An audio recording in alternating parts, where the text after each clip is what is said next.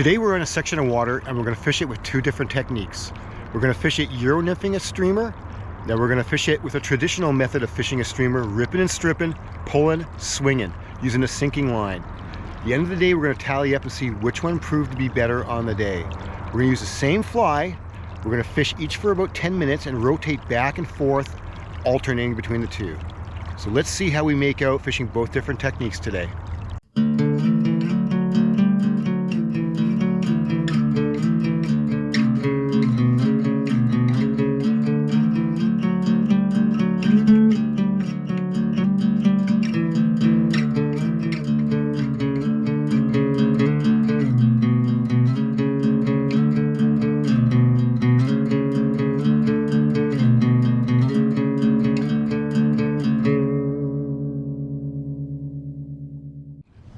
Got a nice curving current that comes right in here, swings to the left, slows down right over here. A little bit of dirty water coming through in here, but then it's clearer just on my left hand side.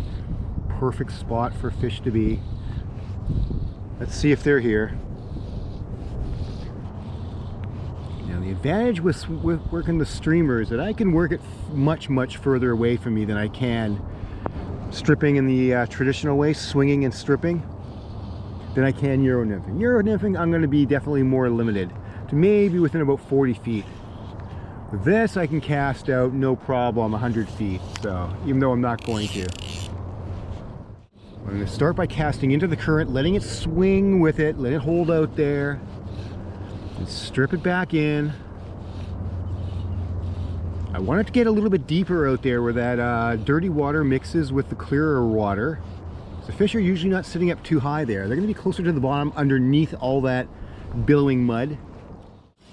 I'm going to fan my casts all around. So I'll throw out to my right perpendicular. Other ones I'll throw out perpendicular to my left. So I'll do a whole 180-degree circuit here in front of me with a streamer. Not too warm of a day today.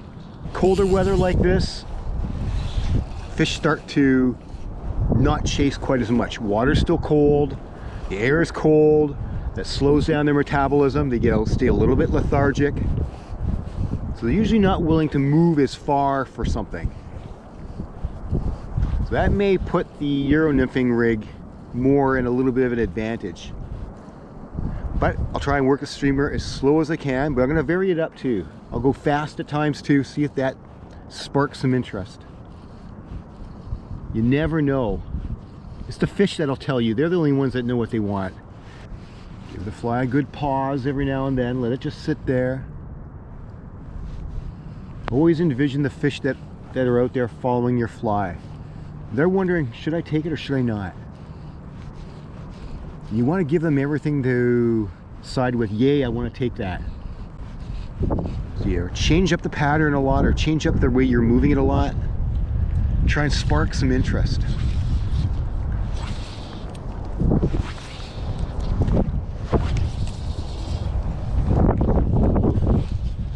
Bit of a headwind coming up the river here. And my fly's just touching bottom every now and then, so I'm in a good zone. Mostly in the slack water with the streamer, but no.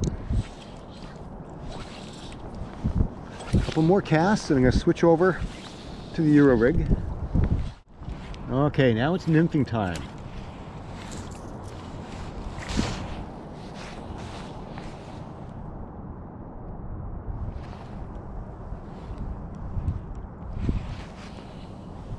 Got more of a wind here now.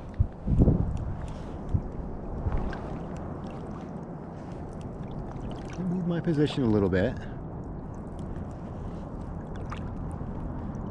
Can't quite cast as far, of course, in nymphing as I would when I was casting an intermediate line, so I got to go a little bit more to the fish than being able to cast to them. I have to walk a little bit closer to them now. But before I move too much, I want to make sure I cover everywhere within my reach first.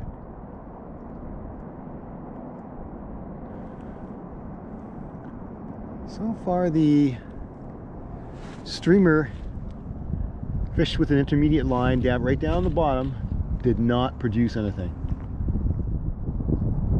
which kind of actually surprised me.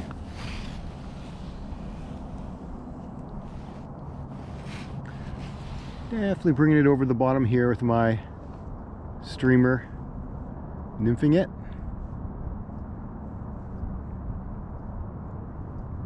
Definitely a slow current to be nymphing.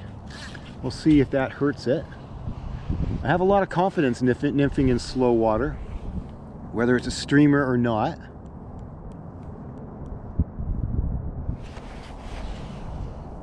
Oftentimes people regard Euronymphing for fast water only, and it's far from that. But what I'm doing is I'm just casting it out with the currents. I'm on the inside edge of the current that flows around here in the river, and I'm just letting my fly swing with it, but I'm letting it go right on the bottom. There's not letting it drag, minimizing that as much as I can, getting it down on the bottom. I'm letting the fly go almost in an arc in front of me, which is the same direction that the current's flowing. And eventually down at the end near the tail end, it kind of comes out of the current a little bit into this slower water here.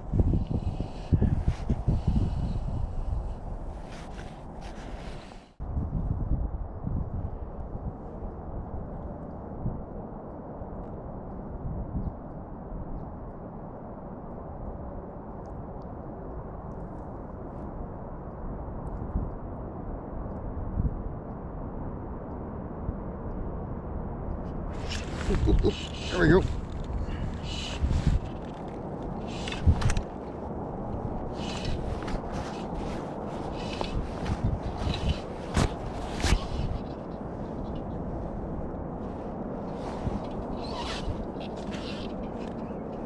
That's definitely score one for the Euronymphing streamer.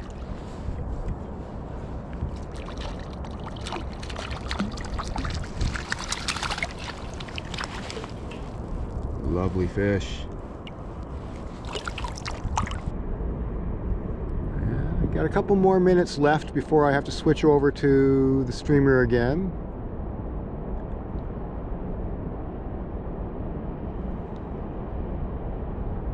Let's work it as much as we can here. Give both styles a good try.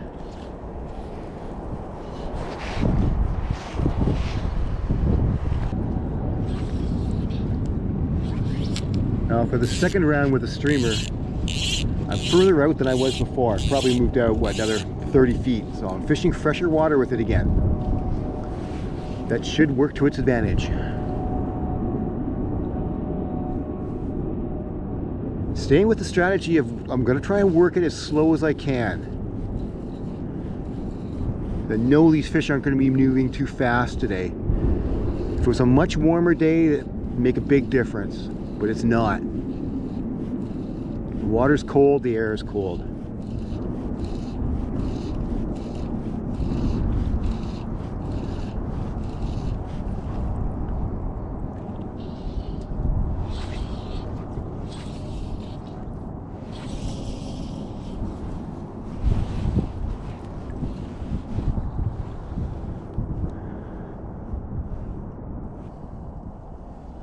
Back over to the Euronymphing of the streamer.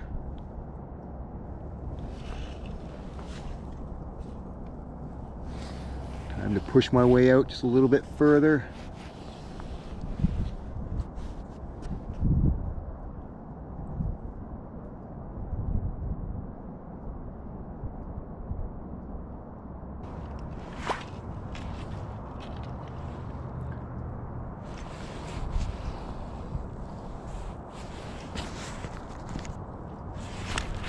There we go.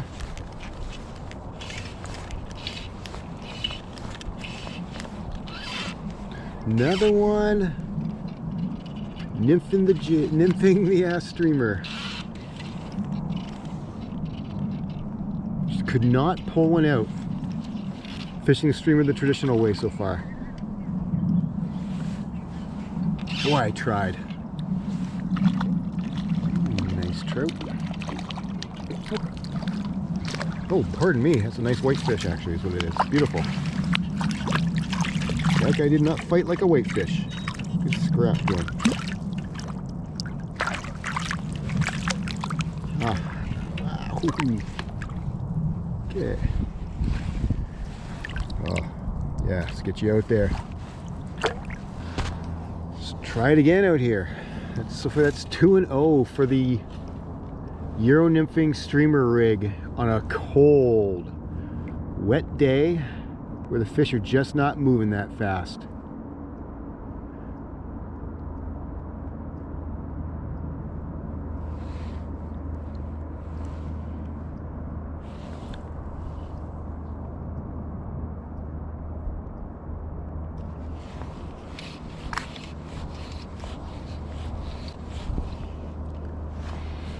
Even though I'm fishing some very slow water here, water that I would think would be more conducive to fishing a streamer in the traditional way, so far it has been the Euro rig that's done much better on it. Definitely saved me from blanking in some cold conditions.